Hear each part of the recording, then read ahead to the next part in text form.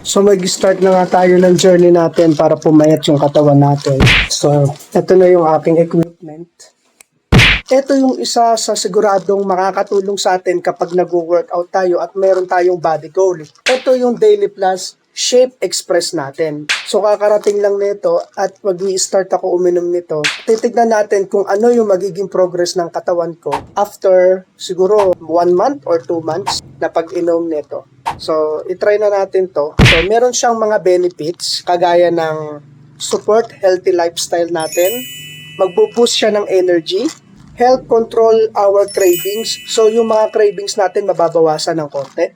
Makakatulong ito sa pag-enhance ng metabolism natin. And this is a great addition for our daily wellness routine. So itry nyo rin tong Daily Plus Shape Express. Ilalagay ko yung link sa baba at sabayan nyo ako mag-workout kasama nito.